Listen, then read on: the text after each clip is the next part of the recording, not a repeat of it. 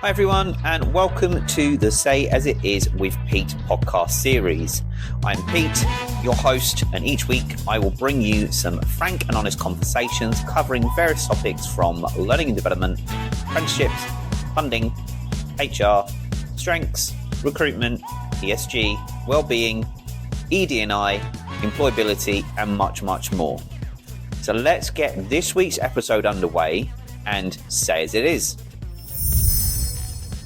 Hi everybody, and welcome to another episode of Say As It Is with Pete, and I'm your host as always, Pete, as we have some frank and honest conversations and as we continue this month about creating a wellness culture within the workplace. And this is the last episode for this topic for September before we roll into the lovely October where we look at HR.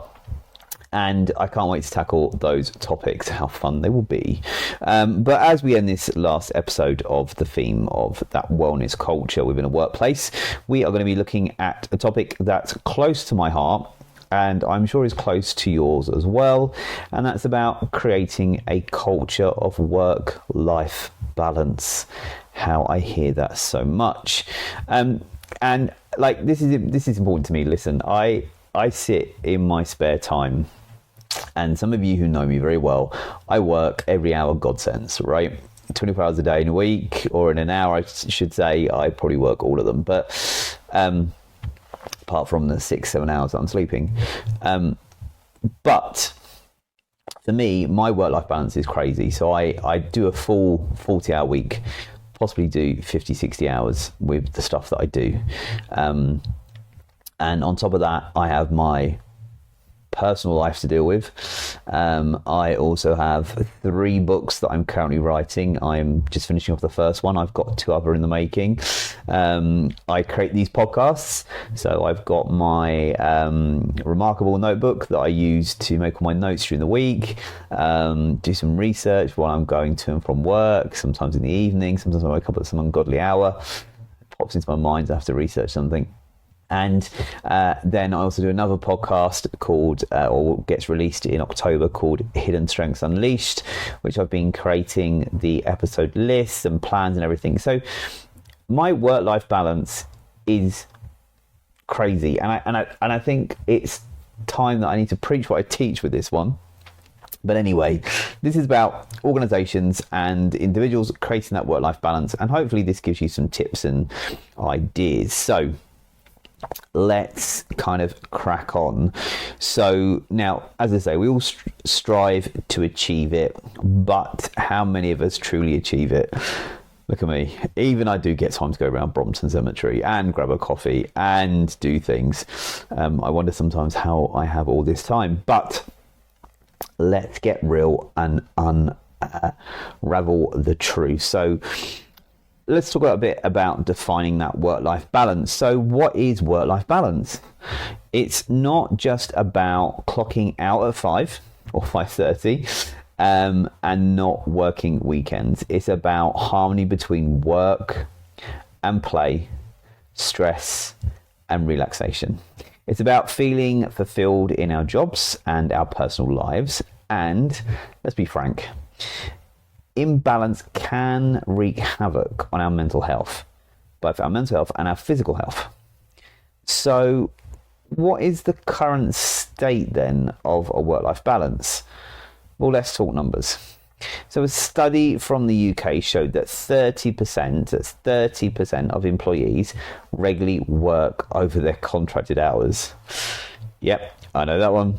I'm pulling in those hours. Now, that's nearly a third, okay, of the work population. And with the advent of remote working, the lines between work and home have been blurred. And what I'm going to say is pandemic. So we all knew that has thrown a whole new spin on the works, because we all got locked down in 2020, on 23rd of March 2020. We all know we got locked down, work from home, for near enough 2 years. And it's thrown that work-life balance out. And there's still a lot of people that are work working from home still, and that's the way some companies have gone. That's the way some people prefer it.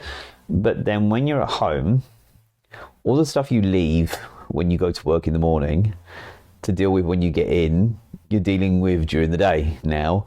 So you're not only working, but you're dealing with your personal life as well, and there's so many other factors that get involved and distractions and what have you. And yeah, the pandemic threw that work-life balance into a bit of a spin, I think. But we will see. Now, I love working from home because it helps me focus and get things done. And I have to admit, where I work, sometimes it gets a bit chaotic and people in and out of my office, or if I'm out training or running these academies that I'm currently running at the moment, which is another story.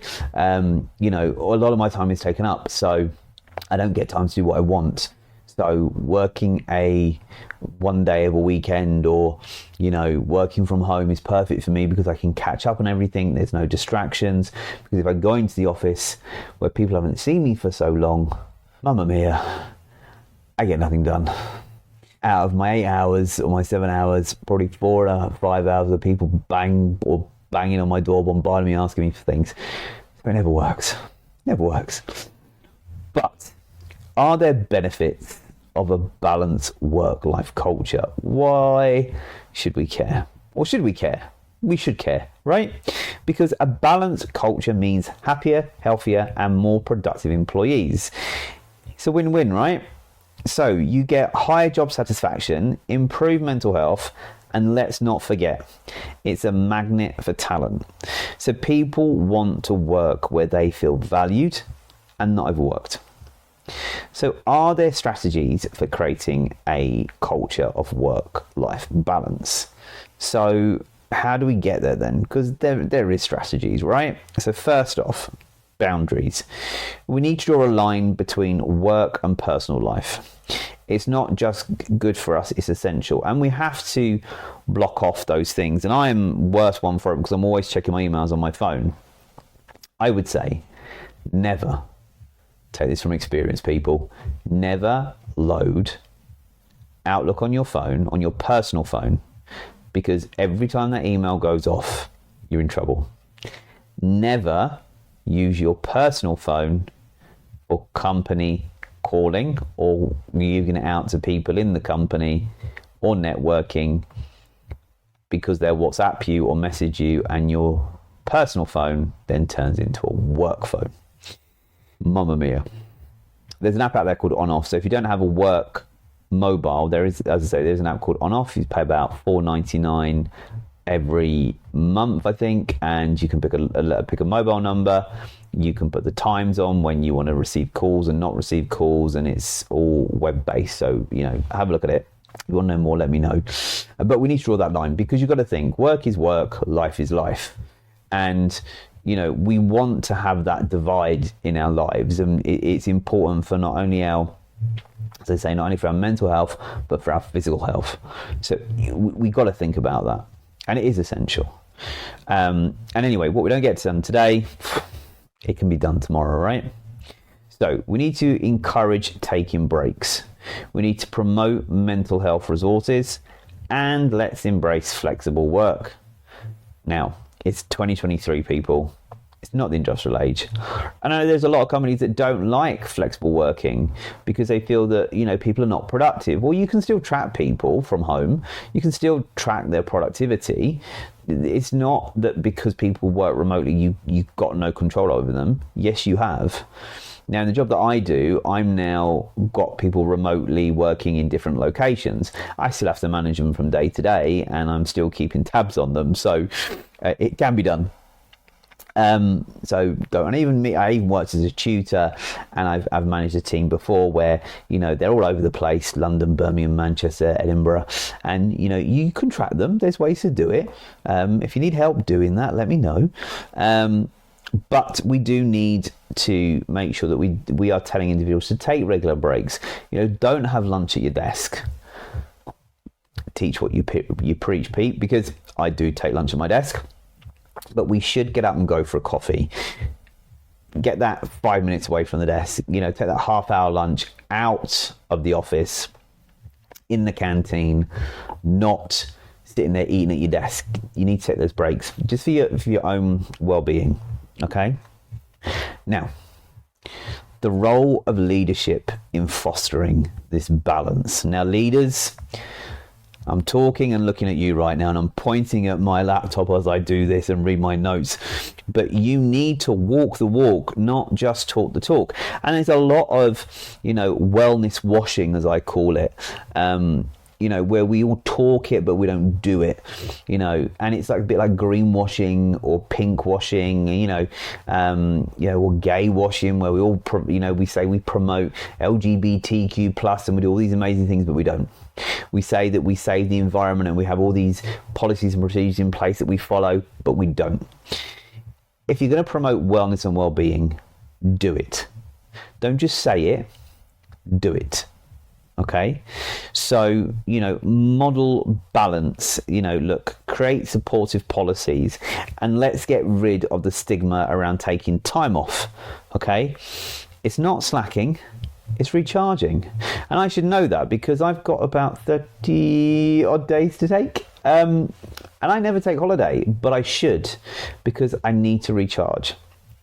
And I'm happy to say that I am planning some holiday, whether it be October or November, probably November now.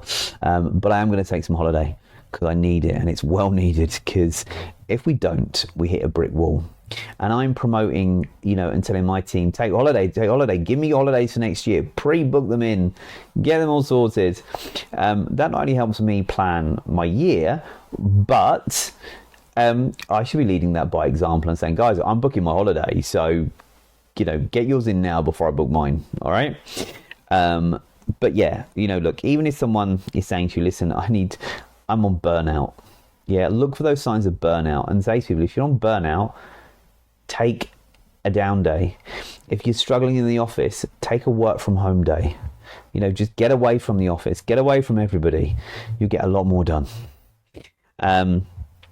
So what are the challenges and solutions? So of course, it's not all sunshine and rainbows and unicorns and pixie dust.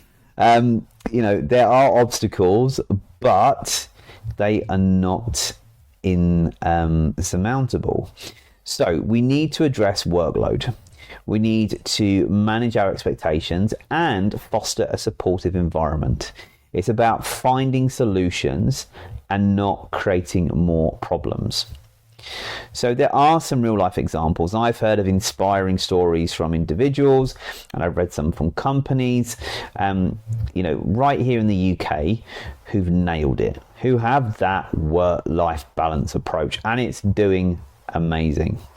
So they've created a culture where people thrive both at work and at home, and it's not a myth. It is achievable. You think that I'm just saying it, but it is achievable. And if there are other companies out there that can do this, then why can't we? Why can't you? And I think, you got to get it. Yeah, we as individuals need to have a proper work-life balance, but it also has to come from the employers as well. And that's where you're going to attract and draw in more talent into your business if you have a real work-life balance cultured approach. And if you're creating policies and procedures, don't just create them because you have to create them, create them, but actually implement them. And I said this on a previous episode, get a wellness forum or group together, they can help push those for you. So, look, what we've got to think about is that if you want to, and as I'm saying, if you want to get some proper advice, start small, be consistent, and listen to your people. And especially for businesses, listen to your people. Now, we all do surveys. We all talk about wellness and well-being and work-life balance. But actually, are you doing a survey just to tick a box? Or are you doing a survey to show what you've done? Now, you could do a survey and cover everything you want to cover about wellness, well-being, how supportive your managers are to your team members, all of those kind of things. But actually, when you've done that, you want to do you said, we did. Yeah, you want to follow up that by saying, well, what are people saying about us? Where do we need to improve? Listen and show them that you've taken note of what they've said and you're putting things into place. Now, Work-life balance isn't a luxury, it's a necessity. I did say that. Work-life balance is a necessity. So we need to stop glorifying overwork and start valuing our well-being. And I should learn from that. I know I need to learn from it. I know people will listen and say, Pete, you're writing it and saying it, but look at yourself. I know. So it's high time we reflect on our own balance and advocate for change. So let's create a culture where everyone can thrive. And we need to. So employers, managers, individuals, let's create that culture where not only you thrive, but everybody else does. All right. Now, what I want to do is talk about Strength Scope and how Strength Scope and work-life balance coexist with each other. Now, I love Strength Scope, and you know I all love Strength Scope. So let's talk about the tool, Strength Scope, that's been making waves in the realm of work-life balance. And as I said, it's Strength Scope. Now, for those of you who might be scratching your heads, and you may not have heard this, and if you haven't, I'll kill you. But Strength Scope is an assessment tool designed to help individuals and organizations understand and leverage their strengths, or their significant sevens, out of 24 core strengths. So it's about focusing on what you are good at and using that to your advantage. So, as some of you know, and I've said this before, I am actually an accredited Master Strength Scope practitioner, and that means I'm accredited to deliver the whole Strength Scope suite. And I actually have a side business called Creativemind. So if you ever want to do your strengths, or you want to look at your business doing strengths, then please reach out to me, and I'm more than happy to pick up that call with you. I'm having some interesting calls at the moment. But also, just so you know, I am running a competition. So head over to my LinkedIn page, head over to Creative Mind, strengths coaching on my LinkedIn. It's in the description. Click on there. I am running a competition. Put your name down, and you'll see in the competition there what I'm up to, and you could be getting your very own Strength Scope done with me. So, without further ado, how can Strength Scope support gaining a work-life balance? Well, first off, it's about self-awareness. So knowing your strengths and your weaknesses. And I don't like the word weaknesses, as some of you know, but in Strength Scope, it's called energy drainers, or those things that zap us. It also allows you to work smarter, not harder. It's about maximizing your potential without burning the candle at both ends. So Strength Scope encourages positive conversations between employees and employers. It's about opening up dialogue, discussing what works and addressing what doesn't. It's not just about getting the job done, it's about enjoying the journey and feeling fulfilled at the end of each day. Now, in the UK, companies that are currently utilising Strength Scope have reported increased employee engagement and well-being. It's not just about ticking boxes, and it never is with Strength Scope. It's about creating an environment where people can thrive. When employees are playing to their strengths, they're more likely to be satisfied, engaged, and balanced. And I know that from doing some strengths for some others, and I know that from having Strength Scope in the organisation that I currently work for. But let's be real. It's not a magic wand. It's a tool and a stepping stone towards creating a culture of work-life balance. It requires commitment, communication, and the willingness to adapt and grow. It's about building on your strengths and addressing challenges ahead, or addressing challenges head on. Now, Strength Scope is about empowering individuals and fostering a positive organizational culture. It's about recognizing that work is a part of life, not separate from it, but both go hand in hand. So by focusing on your strengths, we can create a more balanced, fulfilling, and productive work-life experience. So whether you're an individual looking to find your balance, or an organization aiming to have a collective and a balanced culture, Strength Scope can be the catalyst for positive change. It's about taking control, playing on your strengths, and finding harmony in the hustle and bustle of life. Now, remember, balance isn't about finding the perfect equilibrium. It's about creating a work-life experience that is fulfilling and sustainable. And tools like Strength Scope can be a valuable ally on that journey. So keep it real, keep it balanced, and let's make the most out of our strengths. Because with strengths, it's also about changing your mindset. It's about getting into that zone of peak performance, which is taking your strengths, taking your experience, and taking your company or your department's goals and visions. Once all three are mixed and you know what they are, you can put the wind in your sails and get to that zone of peak performance. But it's also about, looking at that pathway of possibility. You've got a pathway of limitation and a pathway of possibility. And the two do overlap, but it's about how you change your mindset to get from that limitation to that pathway of possibility. It's also about saying hello to you, but also it's not only identifying those significant 7 strengths where you're great at, or those things that really zap your energy, but it's also identifying those bubbling unders, which are those strengths that you potentially have potential to be great at. Okay, now, as I say, I am a accredited Strength Scope master, so if you want to do your Strength Scope, please reach out to me at Creativemind.zone or Pete at Creativemind.zone, and I'm more than happy to pick up these conversations with you and talk to you about you doing your Strength Scope.